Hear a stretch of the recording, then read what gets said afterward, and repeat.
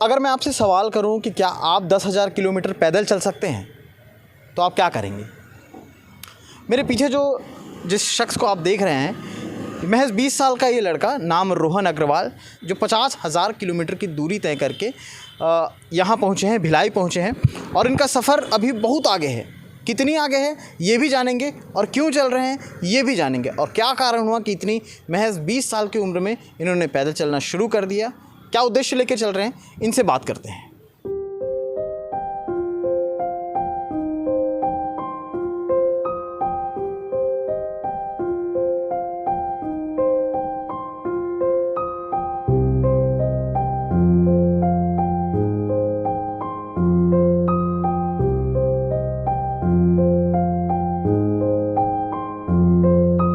तो रोहन, सबसे पहले तो स्वागत है भिलाई में। और क्या रीज़न है, हमारे दर्शक जानना चाहेंगे कि क्या कारण है कि 20 साल का लड़का 50,000 किलोमीटर की दूरी तय कर रहा है, जिसमें से 10,000 पैदल और 40,000 लिफ्ट के द्वारा। तो ये अब जानते हैं इनसे क्या कारण है। जो मेरी ये यात्रा करने का उद्देश्य है, बहुत सारे रीज़न से बना हुआ है।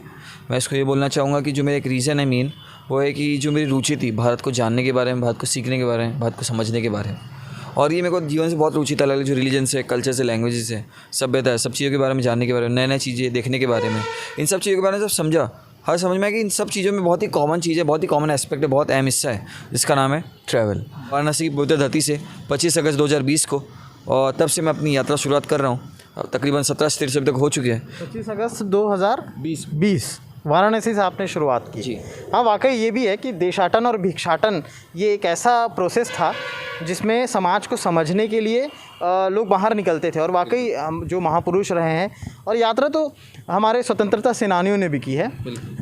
तो अब ये है कि इसका रीज़न क्या है, क्या कारण है, क्योंकि महज 20 साल बहुत ज़्यादा एज नहीं होती है। बिल्कुल। तो इस किस उद्देश्य से लेकर के आप इसको निकले? मेन उद्देश्य तो जैसे मैंने बताया कि मेरी जो रुचि थी, उसके साथ ही साथ एक अच्छा कार्य करना था। तो मैंने समझ में कि प्लास्टिक बहुत बड़ी समस्या है आजकल के जीवन में। हर इंसान प्लास्टिक से एडिक्टेड है, उसको छोड़ नहीं सकता। प्लास्टिक आजकल एक जीवन की एक बहुत ही अहम हिस्सा बन चुका है। लेकिन प्लास्टिक आगे वाले काल में कितना ख़तरनाक है, आजकल लोग समझ नहीं पा रहे उसके दुष्परिणाम के बारे में, उसको कैसे कम कर सकते हैं, कैसे उसको रीयूज़ कर सकते हैं और कैसे उसको रिसाइकिल कर सकते हैं। तो इसी बारे में मैंने सोचा कि लोगों को समझाना चाहिए, शिक्षण देना चाहिए और बताना चाहिए।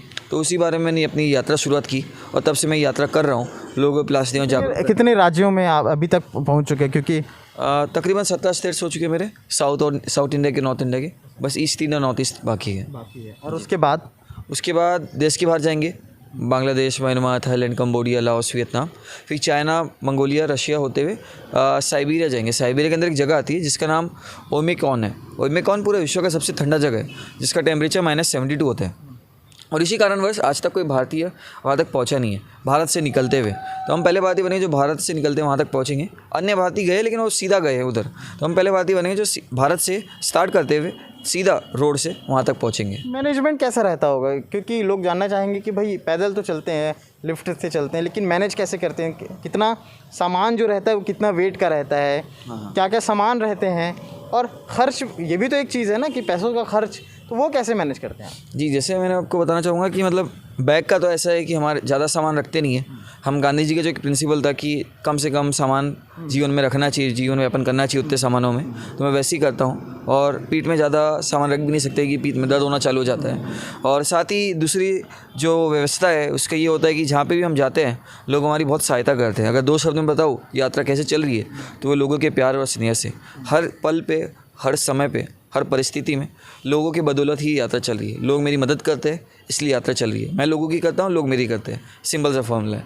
जहाँ पे भी जाता हूँ लोग खाने के लिए मदद करते हैं, रहने के लिए मदद करते हैं, कभी लिफ्ट के माध्यम से, कभी पैसे के माध्यम से, अलग अलग माध्यम से लोग मदद करते हैं और अपना सहयोग करते हैं और मेरी यात्रा को आगे बढ़ाने के लिए मदद करते हैं। तो घर वाले कुछ नहीं बोलते कि कहाँ कहाँ घूमते रहता है, पैदल चलते रहता है? घर वाले कुछ नहीं बोलते? स्टार्टिंग में तो बहुत दिक्कतें हुई, लोग समझते नहीं थे, घर वाले भी नहीं समझे। तो स्टार्टिंग में तो अग्री नहीं कर रहे थे, लेकिन थोड़ा बहुत नहीं अग्री करे तब भी हम निकल गए थे। पहले 50 दिन का सोचे थे, फिर धीरे धीरे वो समझे हमारी बातों को, मैं क्या कार्य करता हूँ, क्या इसका इम्पैक्ट है सोसाइटी में। सब समझ के बाद वो बोले कि आप जा सकते हो, 3 साल के लिए हम दिक्कत नहीं देंगे आपको, आप फुल लगाओ। अभी पूरा सपोर्ट करते हैं, पूरा प्रोत्साहित करते हैं हमको मेंटली पूरा। पढ़ाई तो आप कंटिन्यू कर रहे होंगे? पढ़ाई छोड़ दी है सेकेंड ईयर BCom से, पिछले साल। अभी हम सोच रहे हैं कि ऑनलाइन जो मोड ऑफ़ यूनिवर्सिटी है वो कोई अप्लाई करें और वहाँ से हम चालू करें। क्या आपको ये बदलाव नज़र आया कि कागज़ी पढ़ाई और वाकई देशाटन करने में कितना फ़र्क है? क्या क्या चीज़ें वाकई प्रैक्टिकली सीखी जा सकती हैं? बहुत सारी मैं बोलना चाहूँगा।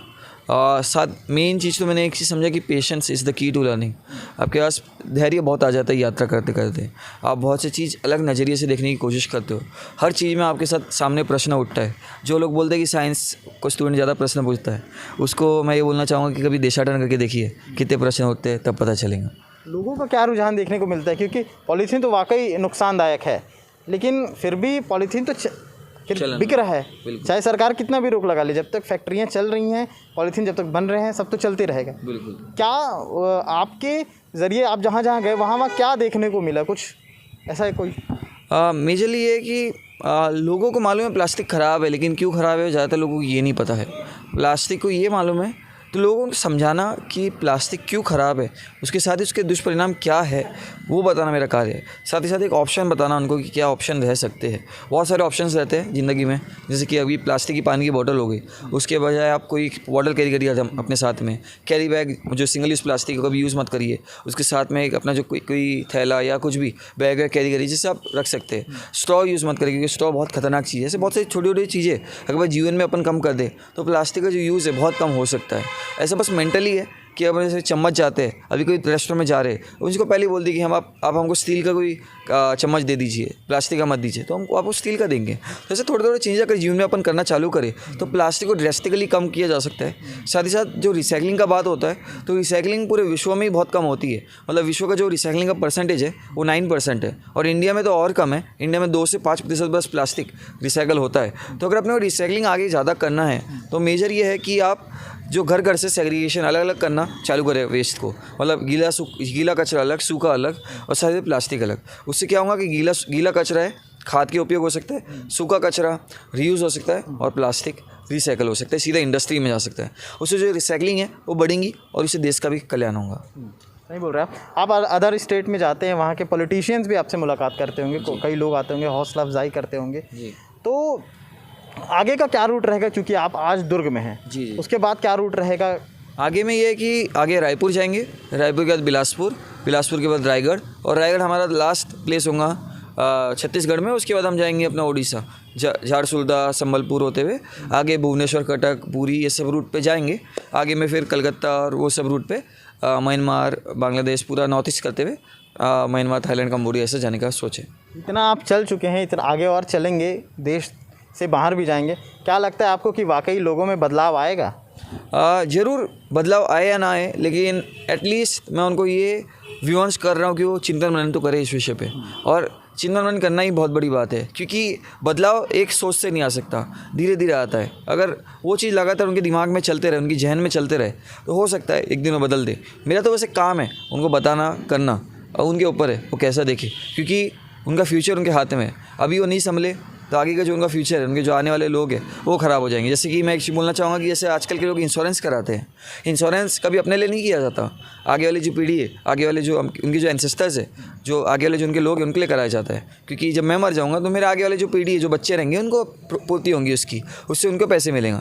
वैसे ही प्लास्टिक भी ऐसी चीज़ है जिसको अगर अपन अभी नहीं संभले तो आगे वाली जो पीढ़ी है उनको बहुत सेक्रीफाइस, बहुत सारी दिक्कतें फेस करनी पड़ेंगी। एक शायरी है, उसकी लाइन है कि अभी कहाँ आराम बदा यह मूक निमंत्रण छलना है। अभी कहाँ आराम बदा ये मूक निमंत्रण छलना है, अरे अभी तो मीलों हमको चलना है। तो इनका सफ़र मीलों मील का है, और इनका सफ़र इन्हें शुभकामनाएं हैं। जिस काम के लिए निकले हैं, इनका सफ़र वाकई सफलता लेके आए। और इसी के साथ हम भी चलते हैं, फिर से लौटेंगे नए खबरों के साथ, ज़मीनी हकीकतों के साथ। तब तक के लिए देखते रहे भिलाई टाइम्स, और इस चैनल को सब्सक्राइब करना ना भूलें ताकि आने वाली अपडेट्स आप तक पहुंच सके। शुक्रिया।